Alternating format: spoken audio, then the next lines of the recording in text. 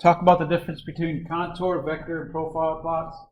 And then throughout the whole class, I have an actual like velocity profile that we'll talk about and do all the fluid kinematics on. Okay, very similar to the one in the book, so you kind of have an idea of what's going on.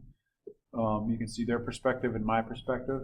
I try to find another one, but I realize that it's good to see my view and their view kind of thing. Okay. When we do the streamlines, I will post. There's 2 videos, I think.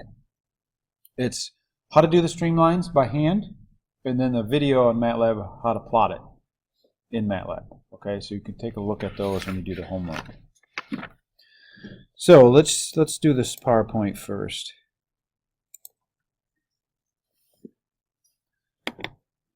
So if you're ever going to get into this field, be even wind turbines, I'm invested in the wind turbines, you got to know this stuff. Okay, I don't know who is going to go into this field, but it's important to know.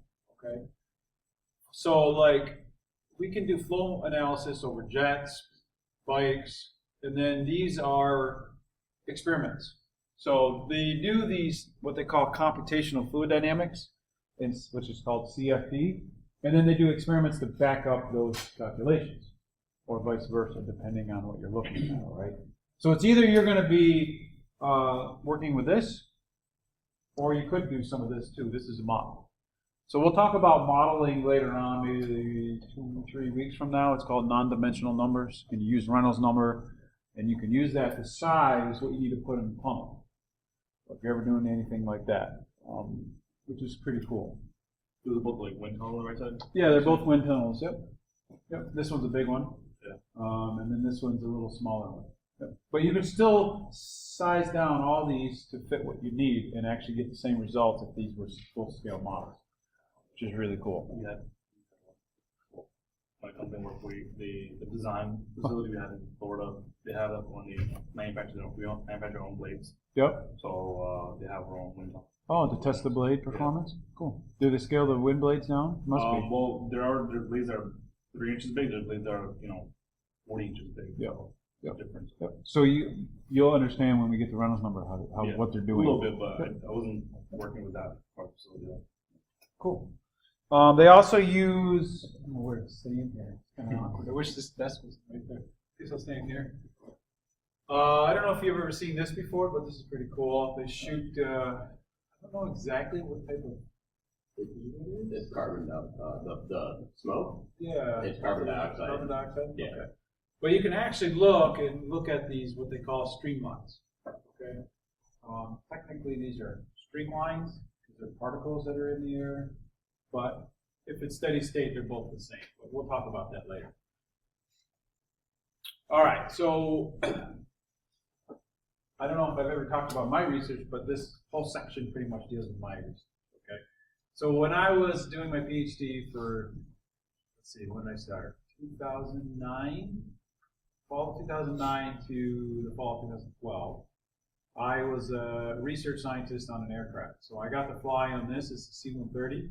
And this was actually NCAR's plane, which is the National Center for Atmospheric Research in Colorado. And they have a plane, actually they have 2 planes. They have this one and the G5, which is a turbojet engine, which is pretty cool. And then I actually worked with NASA and flew on the DCA looking at hurricanes. I don't know if I have a picture of that. But inside the cabin were all your computers and all your information you use to collect the data. So basically, we'll go back here. I was sitting here. This is my rack right here. And I think I have a better picture later on. And up here, when you walk up through here, that's where the pilots were sitting. And you can actually, if you want to take a break, you can walk right up there and put a headset on and listen to the pilots. They just made sure it was on mute so you couldn't talk to them. But it's a little hard to see, but up here, there were all the Ethernet cables running from each computer all the way up to the station. And with this guy sitting right here, he was the main person that would control everything in the back of the plane. So if your station started catching on fire, he would have a switch here to turn it off automatically. So he was the one that was controlling everything. And up here was a little clock determining the actual universal time that we used, and we actually used our computer to sync to that. And these are basically our instruments. So a lot of this stuff is sensors that I actually developed. So this box right here, filled with a whole bunch of stuff I'll talk about, is right here.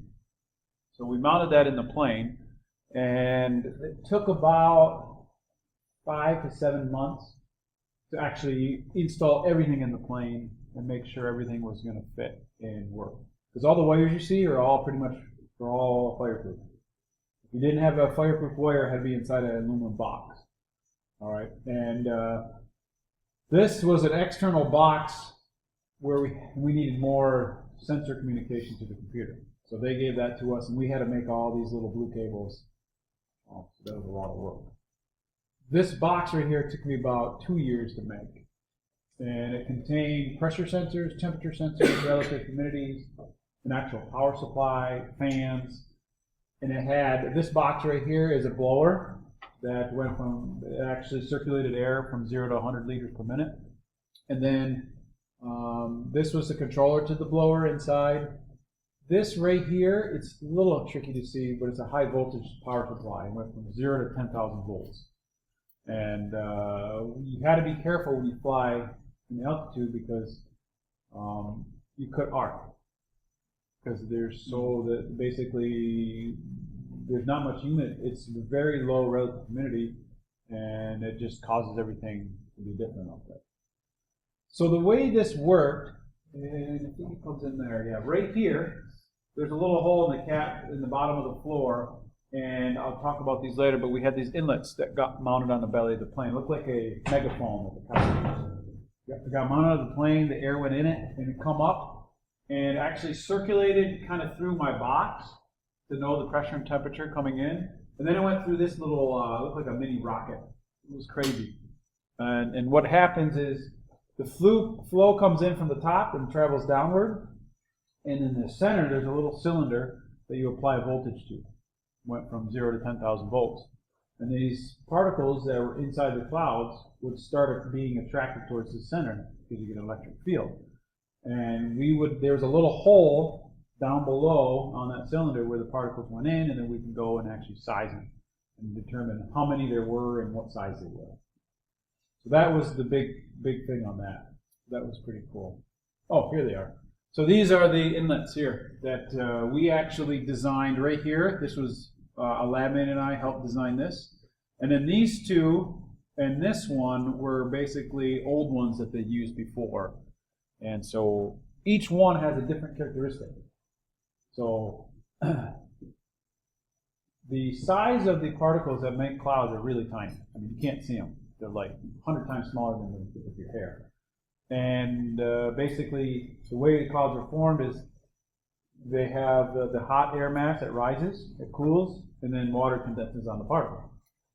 Well, these two cones right here had a different, what they call a cut size. So they could only measure up to maybe, I think it was 3 micron for particle size, where these other ones could actually go up to maybe 8 or 9. So depending on which one you're looking at, you had to use the particular results from one or the other. All right, morning. So what did I do? Well, part of my research was to characterize these cone-shaped inlets. So I actually put it in the ANSYS program that you're going to use on the homework and actually determine the flow properties of it. So what you have to do first when you want to analyze flow over an object is you draw it, and here is a semi-hemisphere that I made, and then what you do is you cut it into many pieces, a whole bunch of little pieces. Each one of these dots represents a node. Okay, and what we do is at each node we calculate all the equations that deal with fluids. So we'll talk about in 7, 8 weeks. Okay, and it calculates the velocity, the temperature, the pressure at each one of those nodes, and once it is solved, then you actually get a nice little picture of what the velocity profile will look like, which is up here in the top left. All right, so now you have an idea of, okay, what's happening to the flow as we're moving. So way upstream, up here, it's 120 meters per second. So that's how fast the C-130 went, at cruising speed. So as it went towards the center of this, what happens to the flow? It decreases. Yeah, almost slows, actually it slowed down almost to like 0.5 meters per second. Okay? Then, because of the shape, it increases the area, or it increases the velocity, and that's why it's higher back here. So right here is the section that went into the cabin. So we would actually hook a pump up to that too. Actually, we hooked it to the venturi that was on the side of the plane, so we get even more flow through. So it would come and go right through the cabin. Then we would actually subsample from that to our little rocket that it showed. So this was the first thing that I had to do. I had to say, okay, what is going on with the flow? Because now we have an idea. If you have a particle coming in here, it's going to slow right down. And the reason why I did this was, the main reason was to explain why this inlet actually outperformed other inlets when you hit clouds. So what is a cloud made of primarily? Of water. Okay, so what happens if a water droplet hits a wall? Okay, yeah, it splashes. We call those splash artifacts. So it comes in, like a big water droplet comes in, it hits a wall, it's going to splatter into many pieces. So we were measuring thousands and thousands more than it should be in other inlets. But in this one, what was happening was when a cloud droplet hit the walls out here, these walls were far enough away from the sample that they didn't come in, they didn't bounce in. So that was cool. The other reason is, another thing that happens, if you get too big of a cloud droplet, it's really fast and it slows right down, it shears, and then it breaks up into pieces. So that was happening with large particles. We found that it was smaller than raindrops. So the reason rain falls is because the cloud droplet's too big, so gravity overcomes and falls. So just before that, actually, we found that this inlet, as the cloud droplet came in, didn't actually shear enough to cause those particles to break up. So that was kind of an interesting thing. Once I solved this, we realized, okay, this is what's happening, and this is great. So other things that I looked at were these. These were different probes to measure other, like snowflakes and stuff. They actually shoot a laser beam across here, and the laser beam scatters light on the snowflake, and it can determine, okay, what's happening, and determine the size. Well, we did computational fluid dynamics on that too, to see what would actually happen to the flow. And what's the difference between these two? Yeah, what is that? Anybody want to guess what that thing's called? It's called the shroud. And what a shroud does is it aligns the flow so it doesn't come in at an angle, it actually comes straight. Oh, they realized that they took the shroud off. It didn't make any difference really. But they actually pointed the tips now. Because these are rounded, it actually created more splattering effect. And now we have these pointed tips, and it didn't. So that's what I've actually modeled here to show them, because someone already modeled with these to show them the difference. And you could tell that this was definitely going to be better. All right. Was it laser? Yeah, so what happens is a laser beam shoots from this side, bounces off this mirror and shoots across, and then there's a collector over here. So as a snowflake comes in here, it could be either rain too, comes in here, it actually scatters the light, and this little thing over here, the detector, is big, so it detects where the light was scattered and the intensity of it. And they can back calculate what the size of the droplet was. They actually have a probe that can measure and shoot out, I don't know what exactly it does, but it actually gives you a hologram image, 3D hologram image of whatever you went through. So it could be a snowflake, it could be a cloud droplet, whatever. Let me tell you, in 8 hours of flight time, I think it went through 20 or 30 gigs of information. Yeah, it was a crazy amount of information. All right, so these two are called, well, I think we'll talk about that maybe. Oh, yeah, we do right there. These are contour plots. So they just measure a scalar quantity. So if you want to know actually the speed, right, because velocity is vector. If you want to know temperature, if you want to know pressure, that's what contour plots. They measure scalar quantities. If you want to look at the direction or if there's any circulations, then you want to look at vector plots. So this point right here, actually these two just describe two different cases, is right here at the very center where the air actually comes in. So what's happening in this case? It's circulating, right? And what's happening here? Comes right in. Comes right in, okay? Why, what causes these two differences? Anybody want to guess? Pressure differences. Pressure differences, yes. Basically meaning that we hooked this one when we did this test, or when I actually, these are all CFD calculations, but I wanted to show the difference between if we had less flow being pulled or more flow being pulled. Okay? So we want more flow or a higher pump to be sucking on this than this, because otherwise you're going to get circulation. Okay? So other issues that we found that would cause splash would be if a cloud droplet came in and it was just the right size, it would still come here, but then it would hit on the wall here and still splatter. So we found cases of that happen. So you want like the green ones basically? Yeah, I want this because this we won't get enough flow to actually get enough sample. We said the cloud drop would come in and Yep. splatter on the side, So- right? So you'd want like the middle reading really. Yes. So what we had to do is we had to determine, okay, this inlet, if the cloud droplets are bigger than 10 micron, you can't use it. Okay, that was basically our limit. If you have to find out the flow you would have to not mess up how the velocity came in, or no? Or did the velocity not matter when they were coming in? You know how you have the pump hooked up, so I'm Yep. very flow. Did you have to calculate the velocity of the air outside and equal them, or no? Or does it not matter? You mean, you talking about up here, way up here? If you go back to the other one. Yeah. So the green arrows come over the top. Yeah. Yeah, did you have to calculate the flow through the tube to equal the green vectors on the top? No, No, we okay. just, so what we did was, we always just recorded the pump speed Right. for experiments because it was hooked actually to the Venturi. Okay. So as long as we knew the flow I there, we forgot about would, the Venturi.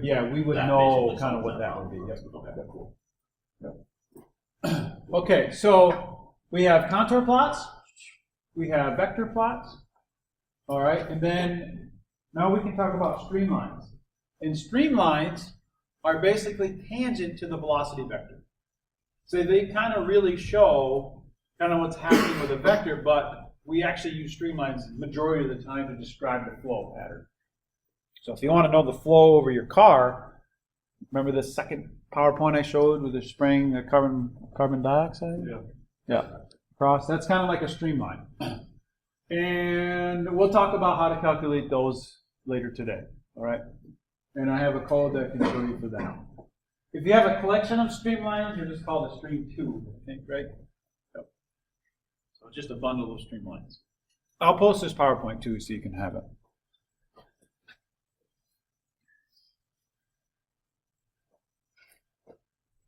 I'll have to show you some more. I don't think I have it here, but I have a cool little image.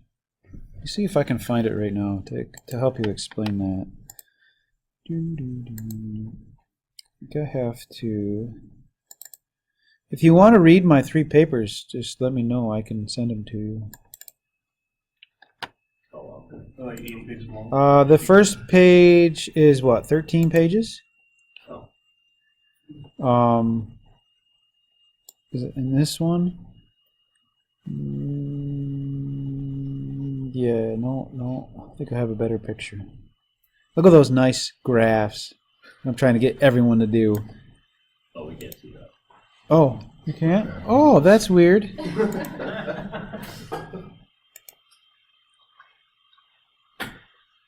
that work? Okay. See the graph? Nice and big letters. You can see? It wasn't this one, it was the second one. How many? This is probably 10 pages. Yeah, right here. So, can I zoom in? Where's the zoom in button?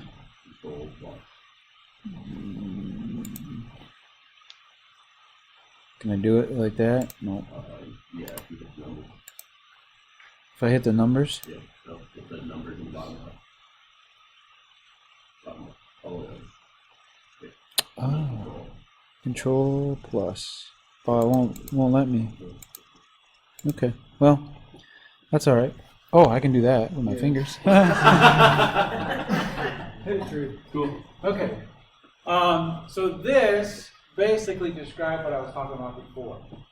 A cloud droplet can come in if it's big enough and actually shear, cause a whole bunch of small particles. It could actually stick on the wall and actually create a liquid film, and that film could then spray. It could hit the front here and splatter. It could hit the walls and bounce off. And where is ABC? Okay. So, and it's kind of cool because there are equations that determine if it's going to break apart. It's called the Weber number. The Weber number is greater than this number, you're going to get the shear from a different velocity profile. And the other value is this right here. They just call it a K value. If it hit a wall, if it was greater than this number, then it would break up. So it's actually pretty cool. I found a lot of literature. They just never have done it on these particular inlets. Then down here, I think I have, yeah, so here's another contour plot of that. And then I think that was it. Yep. And then those were just graphs. Okay, back to this. Sorry. It was 5 years of my life. Okay, path lines. Path lines are basically an actual path that a fluid particle would take. So if it starts here, it would keep moving, right? That's the path. Oh, too far.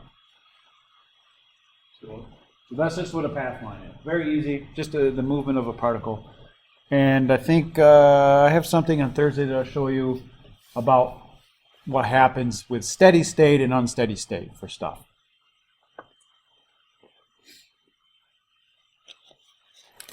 So remember, streamlines are always tangent to the velocity vectors. Yep. Okay. Now I'll talk about streak lines. So typically, if you see an experiment in a wind tunnel and they shoot dye in, dye is actually a little heavier than air molecules. Those are typically streak lines.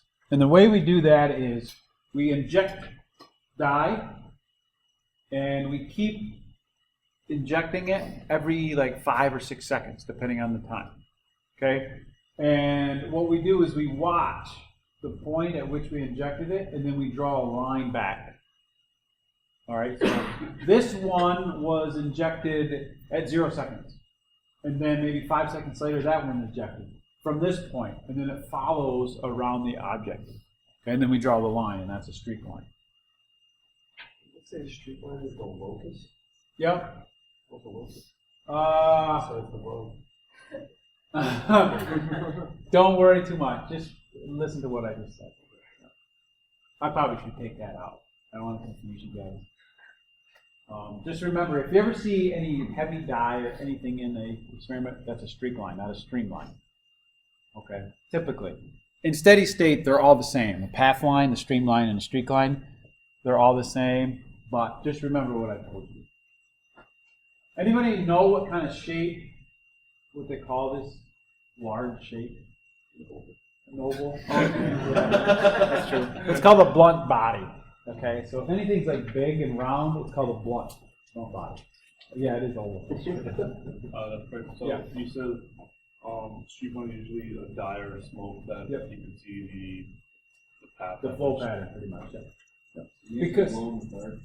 you can do something like That's that. what I'm finding here. A lot of the times it is. What I read is they use carbon dioxide because it's not as different in weight. Yep. And that's the reason they switched to doing that. from Okay. machines. Okay, that's cool. Okay. I mean, this still tells you the flow pattern, right? You can find the flow pattern in water, in a river, because you can see it go around. All right. Okay. Questions on this? Oh. Okay. So in steady flow, everything is the same, and they're all the same. So streamlines, path lines, and streak lines are pretty much all identical. Okay, but sometimes it's tricky because the fluid particle here, if you're injecting smoke, is heavier than air molecules. So they're not going to flow exactly the same. All right, but don't worry. As long as you know the basic definition, you'll be fine. So here's a picture of like a streak line. So they're injecting dye in here and it goes around the object. So is it hard to like make a wind tunnel like that? No, not too bad. I think we're having, he's building, who else is working with him? I don't know who else is working with him. Okay. So you'll see here in a year how difficult it is. The building is easy. Yeah. The calculating stuff on it is hard. And making sure it's going to be nice, uniform flow. Yeah. I don't know if you've ever seen these before in clouds. These are these Corman vortices created as the flow goes over the wing. Anybody know how those are developed? Not exactly. Sort of. When you have flow over an airplane, it goes, yeah. So the whole wing, the air goes underneath it, right? And then in the back of it comes up. Yeah. Well, what happens on the sides? It actually causes it to kind of come back around this way.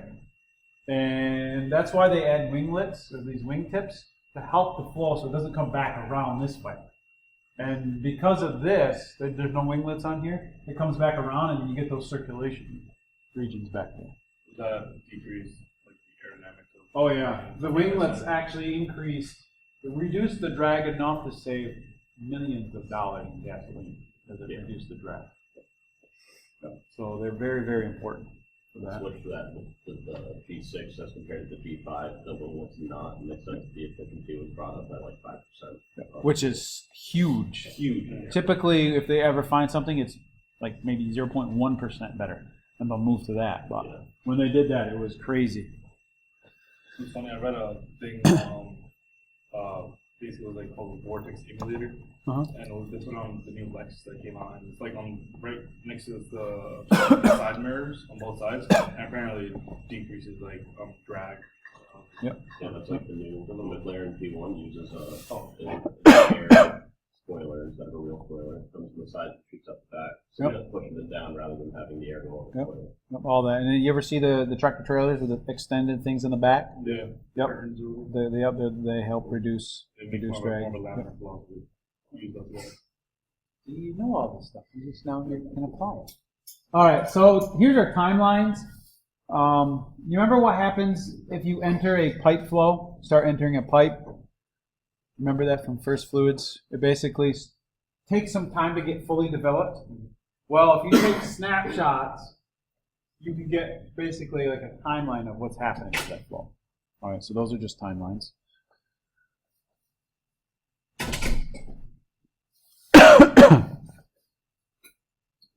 So there are other ways in like visualization, techniques that we can use to actually figure out like the difference between hot and cold.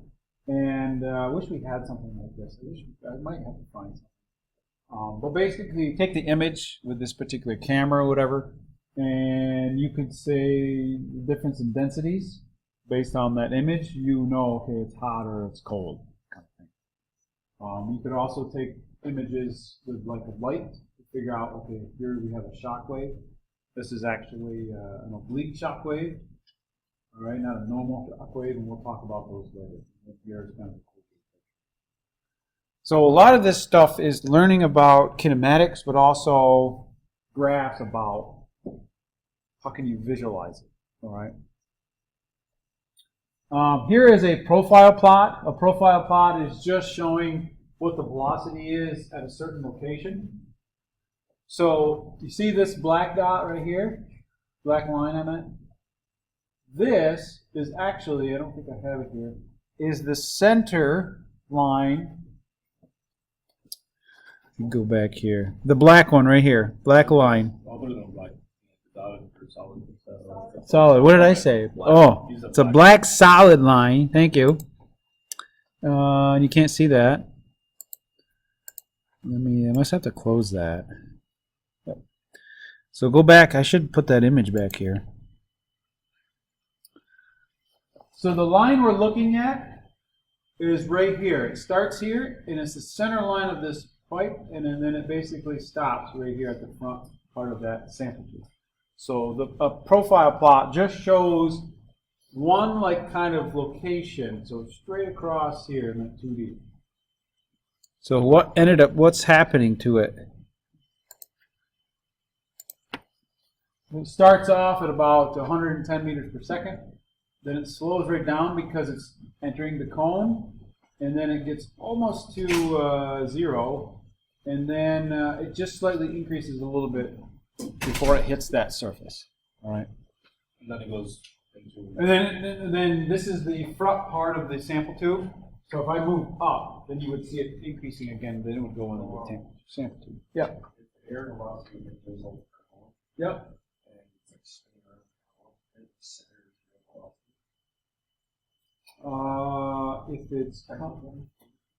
If it's coming in, probably. Well, it If wouldn't it's be spinning around, then it creates like, I don't know, there's like a vortex or something. It might be, but this one didn't. We never noticed that. This one, pretty much the flow came right in and did that. It might have circled around. I don't know. I never thought about that. If you angle. But if it could come in and circulate around the tube, I never actually thought of that.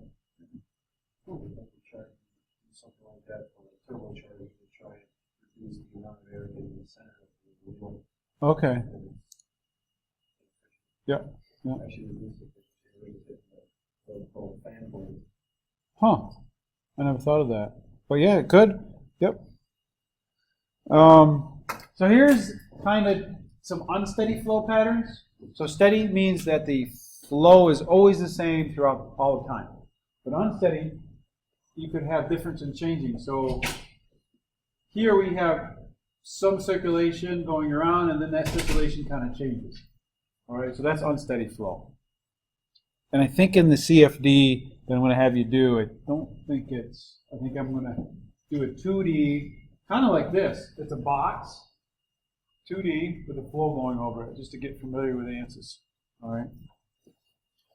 And then I think I showed you this, right? The shock wave, yep. But this is using ANSYS. You can do this.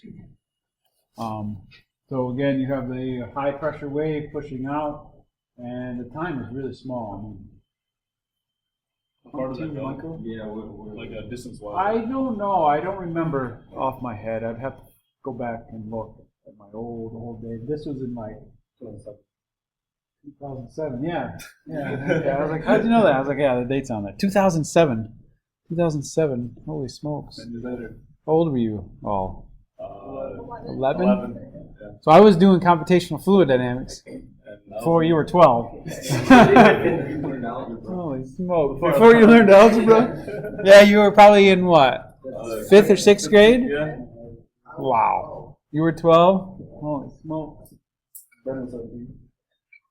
What? 2007.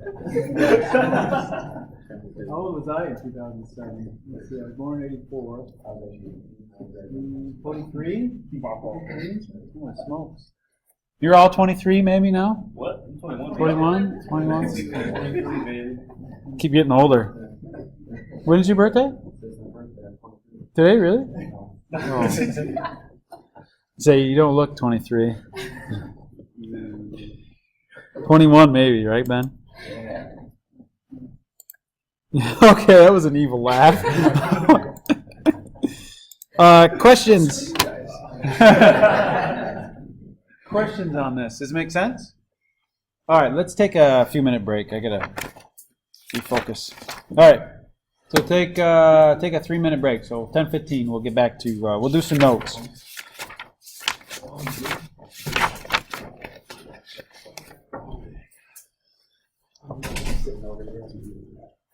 Yeah, I figured. They're in the lab. I really love them sitting there.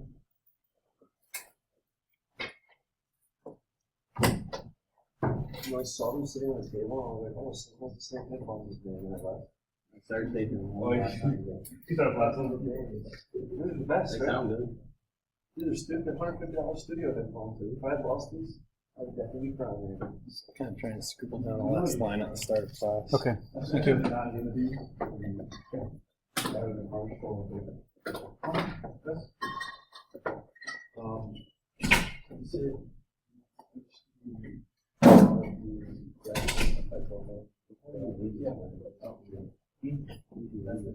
Yep. Pretend I leave one. Like 7:50. All right, so here is contour of velocity, magnitude, and streamlines around a flagpole. Like my nice title. It doesn't say contours of velocity, magnitude, and streamlines, because I would write maybe around a monkey. Right? I do that in all my homework assignments. You don't finish the title. So this is just a cross section, and the equations are actually a little tricky to do, but you can actually plot what it kind of would look like around a flagpole. So what happens at the front? Slows down, right? Yeah. What's the blue represent? Uh, Scale for? so this scale is velocity. Okay. So it's higher around the tips because this has to come around, and then it kind of think about it as someone pinching, like a water stream. So it increases speed, but it slows down here. All right. So what happens to a particle? It comes here, it slows right down, and pretty much stops. And the reason why it continuously moves is because the particle before it pushes it out of the way. Okay, so it's like someone pushing that particle out of the way, and it continues around. All right. Last one was around the pole. Yep, then it kind of goes around the pole. Yep, and then it starts increasing. Yep. Now this is actually called potential flow, meaning that we neglect friction forces, so viscous forces. Okay, because it should. What happened around the whole surface of this? Should stick. Yeah, you should get a boundary layer, and we'll talk about those later. But it should stick. So really, you should see blue all the way around here, but you don't. Okay. Because we're neglecting that. We're just getting an idea of what's happening. Before they had computer models, they used these all the time to calculate stuff because it's easy to punt in and do calculations. But it would give you the wrong results because this is not what happens in real life. Okay. So, what's next here? Where? It depends. It depends. It's pretty small. Yeah, it's pretty small. Yep. But it grows the farther, like say you have a flat plate that was from here all the way to the wall. The boundary layer would be small here, but then it would be pretty large back there. Yep. Yep. How did you get those different colors to like represent like the different velocity Where'd it go? on both sides of the pole? Like how do you, is it like equation you did, or like you just manually? So what you do, you calculate the velocity at like I meshed this. We'll talk about those later. You basically make a grid with nodes, and at each node I calculated what the velocity was. Then I use MATLAB's contour, and okay, at this point it knows it's this velocity. It made it yellow. You got teach me that. I've been trying. No, you're gonna have to do some stuff sometime. Okay, right here. So what we're gonna do here, we're gonna take some notes, but it's going to kind of solve a U and a V velocity profile. Okay. And these are two different cases, but I want to wait to show you that. So let's do some notes.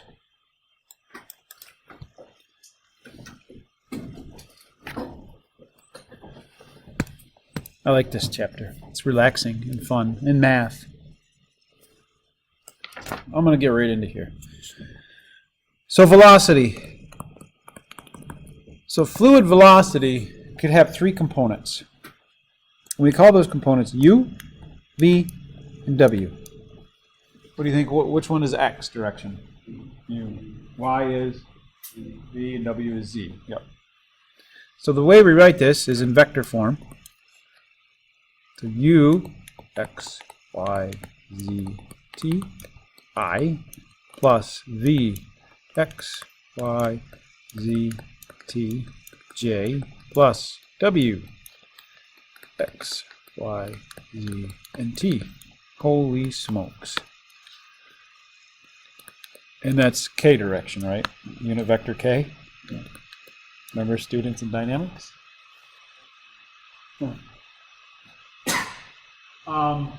So u is a function of what? X direction, y direction. So it could change in the x, it could change in the y, it could change in the z, and it's a function of time. U. I thought U, V, W would represent their own respective X, Y, and Z. Yeah, but we'll talk about those here in a second. Okay. So here's an example. V is U naught plus B times X of I plus negative B times Y, and this is in the J direction. Yeah, it's some constant, yep. So might as well tell you that. This is a constant, same as B. And the B's are the same in the I and J.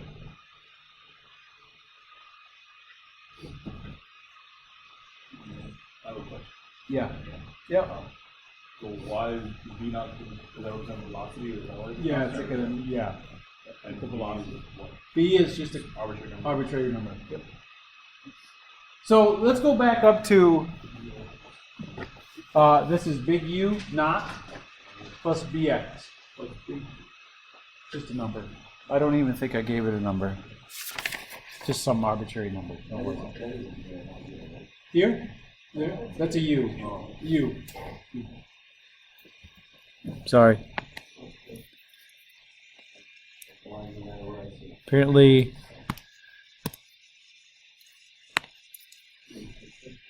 there we go. Let's go back to this one up here.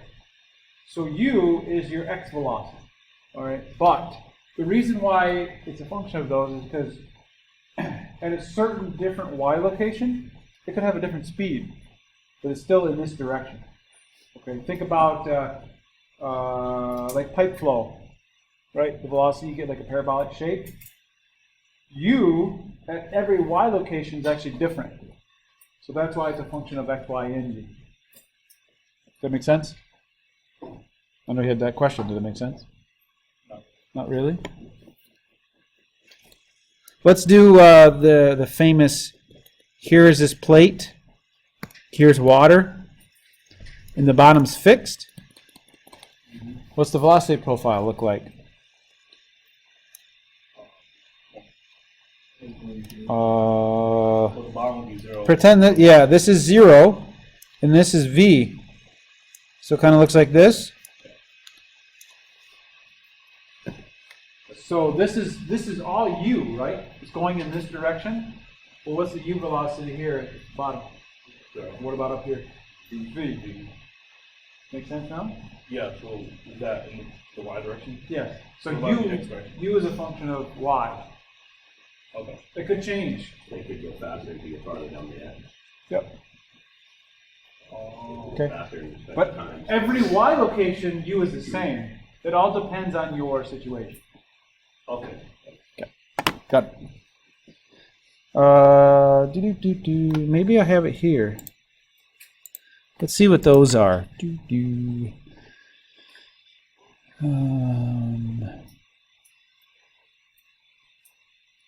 Okay, you see those? I don't know if Ben can. Blow it up and still see. Can I do? I can't do my fingers in this one. I'll just say it. So U naught is 10, and V is 6, and then here are my U and V equations, and then I'm going to plot them. Okay, and I think did I do? That's something different. Give me a second. I'll make sure, show you everything. It's right there, right?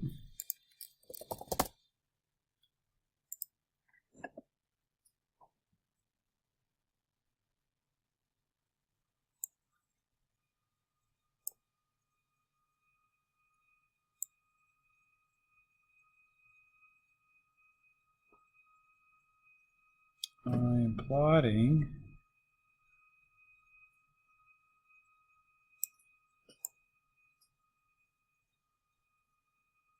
This is.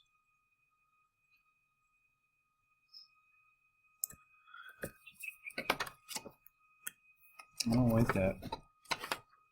So, go to the documents. I have actual graphs.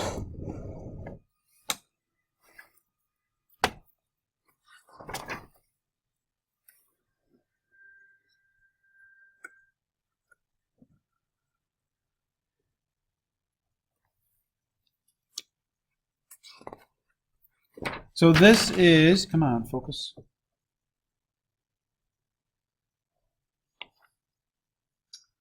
So here is basically your u velocity. All right, and this is kind of the shape that we're looking at. Kind of goes towards like a pipe that's kind of like the same side. All right, sort of like that. So what happens? It's 0 or 10 here, and then what is it over there? 90. Okay.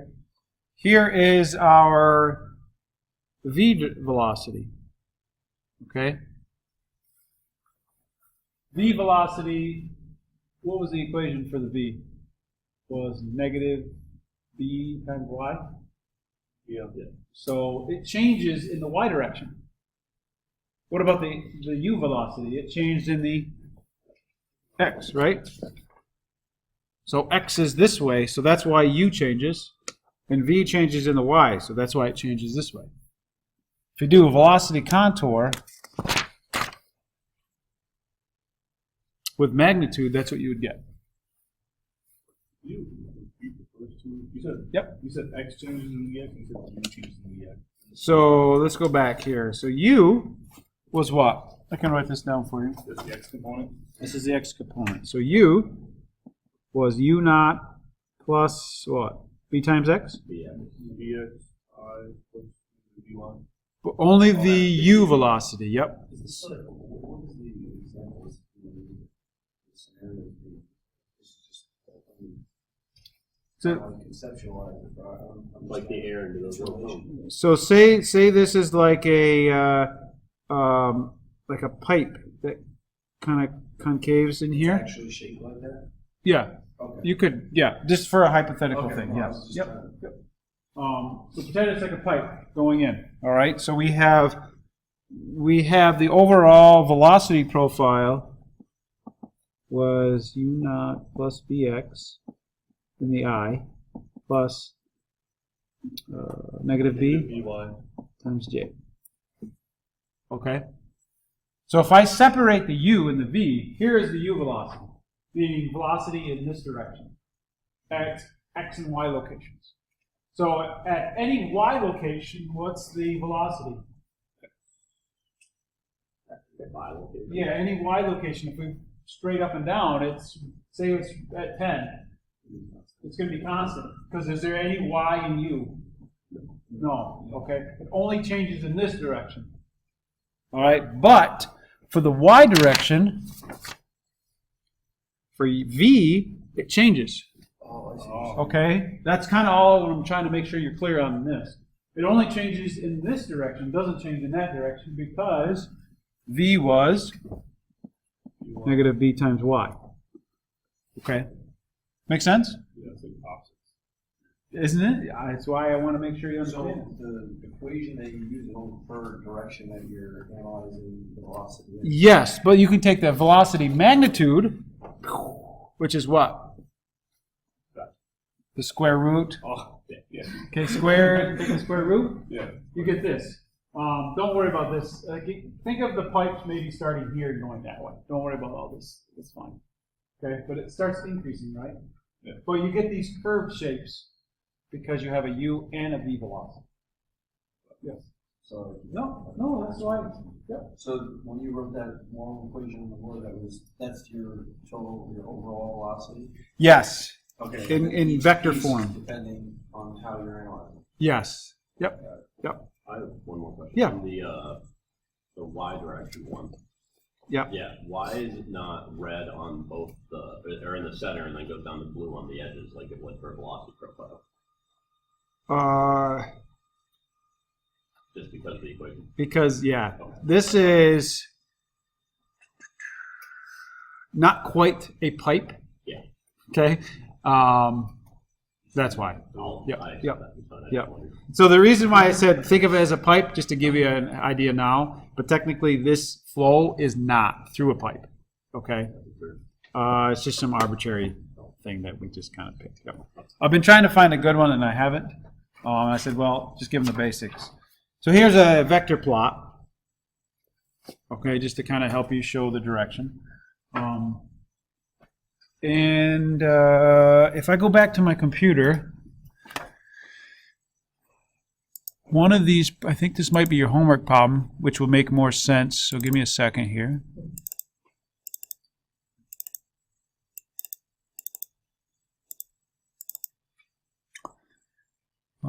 Is it this one? No, I don't want to do that one.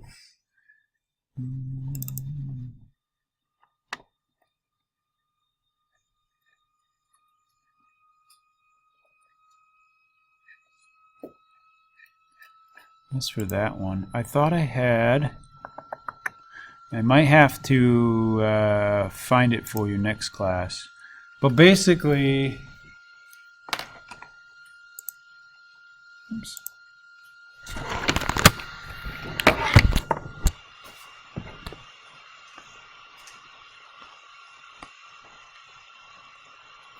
Did I write anything?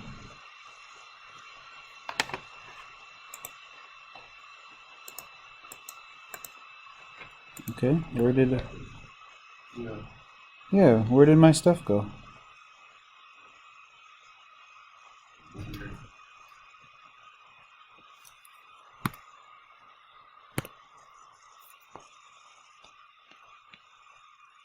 Nothing showed up. Yep, that's what I'm gonna do. That's weird.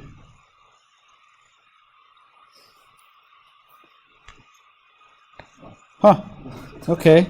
Don't ask me.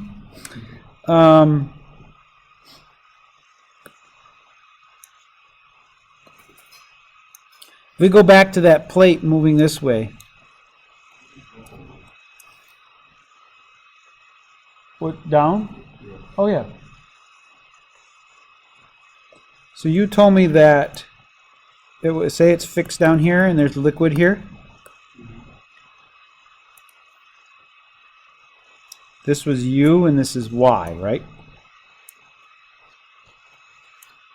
So tell me at Y of 0, what's the velocity? 0. And what about at, let's call this H? V.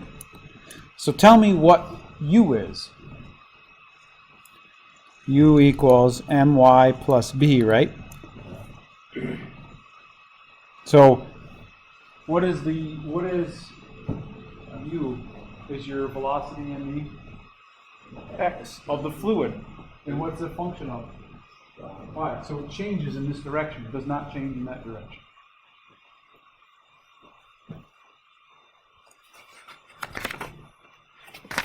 Okay, we're getting there. We're getting there. All right, so let's look at acceleration. So we looked at velocity. What's the basic equation for acceleration? Yep. Yep.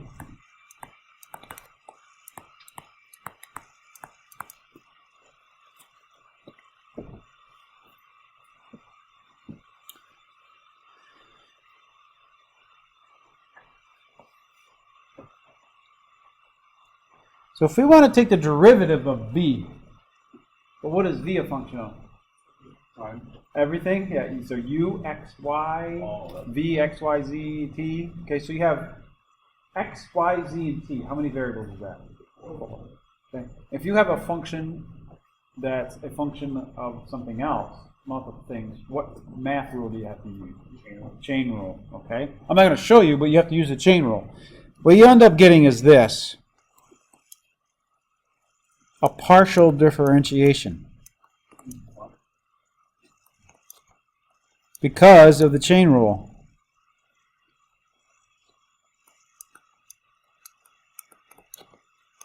So those are partial derivatives, not twos.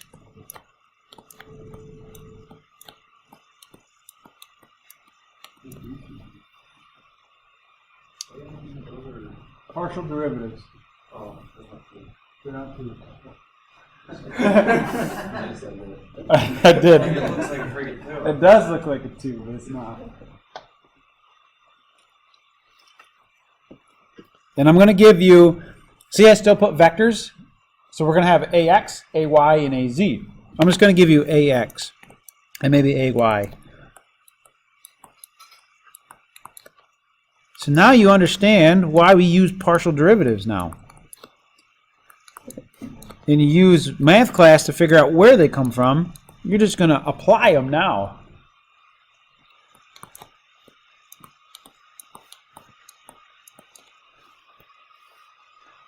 And then I'll give you AY. Man, I could actually teach another hour and 15 minutes.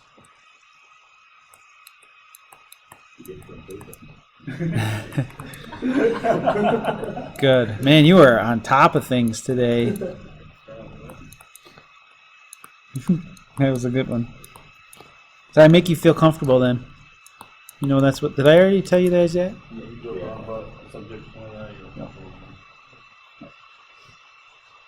So these are all little v's, not big V, little v's, because it's the y direction velocity, okay?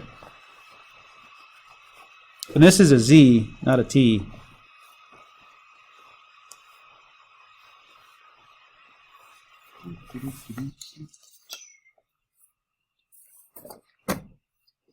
You can move right up here.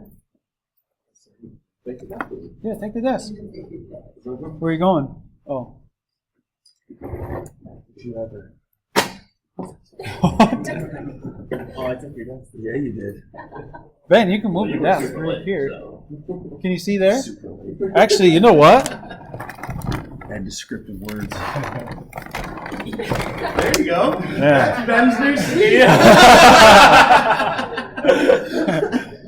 Why didn't we think of that earlier? Because you never sat there before.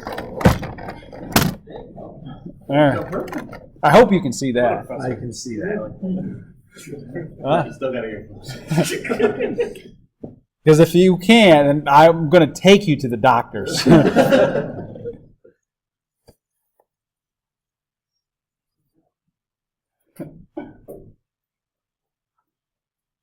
Now you see these equations, and then you could add AZ. What do you think AZ would be? The same thing. But you'd have W, right? Okay, blah blah blah. It's in your book. We don't have W, because everywhere else is So AX has U's. Oh, AY has V's. that was bad. Okay.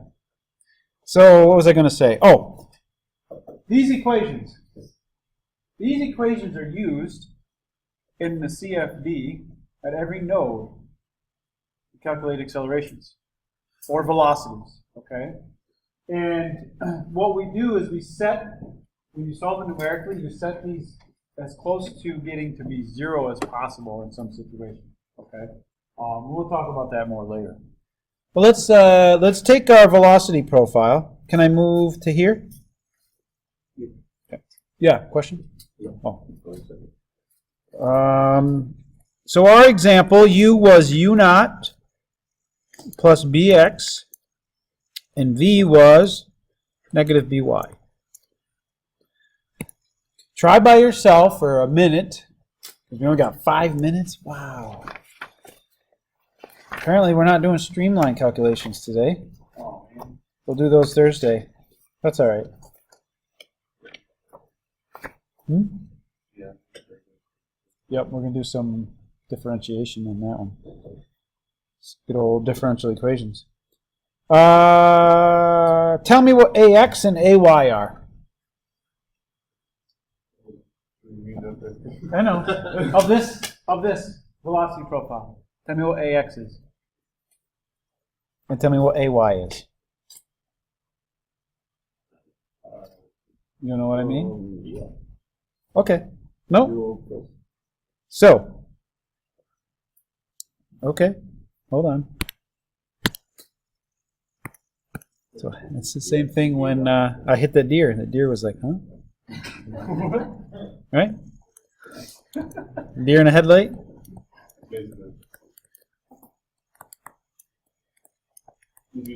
So I'm rewriting this for you. Do we? How many dimensions do we have? Well, right now we have 2. Well, in our velocity profile, there's only 2, right? I used brown. Why did it change to black? Oh, because it's pretty much black. So we only have 2 dimensions. 2-dimension Mario. All right. So I don't have to worry about any of the W's. They're 0. So let's take the partial derivative of u with respect to t. What is it? 0. Is there any t in that equation? No. So that's gone. So I'm going to rewrite it. So u is actually u naught plus bx. And what's the partial of u with respect to x? B. And then what is there any y in u? Oh, so that term's garbage. So that's what the acceleration is in the x direction. Yep. Yep. Let's start with this one. Yeah. Here is our u. So we take the partial of u with respect to t, and there's nothing. 0. This is u. That's the actual velocity in the u. So I'll put that here. Then I took the partial of u with respect to x, which is b.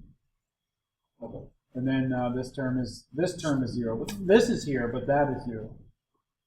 So, but you still don't consider that the alternate 0 Is 0. That one. So that's the acceleration in the x. What about the acceleration in the y? Well, what's dv dt? Sorry, what's that? It's u plus bx times b. Yep. U naught and b are constants. Okay. So what's ay? What's dv dt? 0. What's the next step? Is there x in v? No. The next one's 0 because dv dx is 0. So plus a negative by, and what is the partial of v with respect to y? Negative b. And there's no w, so we get plus b squared y. So that's good. Yes. We could see the third term in ay is a negative by minus b. When do you put So the negative by, do you do everything in terms of by, like you with respect to that? Yeah, break it down to the simplest form, what it is up there. And then you take the partial derivative of negative by Yep. with every I value. took the partial derivative of b with respect to y. Okay, so the last minute here, let's just practice your partials again. So let's say u is a x y squared plus b x plus c y squared. Sure. Let's find ax. So we know it's partial u with respect to t plus u is partial u with respect to x plus v partial u with respect to y, right? And we'll pretend there's no v. Who cares? And no w either. It's only one dimensional. Only u. Well, that can't happen. But that's alright. We'll just do ax. Yeah. I could have added t, right? Yeah. So u then would be steady or unsteady? Unsteady. You can still do it. That's fine. But what is that right now? 0. There's no t anymore. There's no t, correct. So we plug in all this mumbo jumbo. and take the partial of u with respect to x. A y squared plus b plus c y squared. Yeah, a y squared plus b squared. So you treat everything else as constant. So partial of u respect to x, you get ay squared plus b. That's it. Is that CY squared? Yes.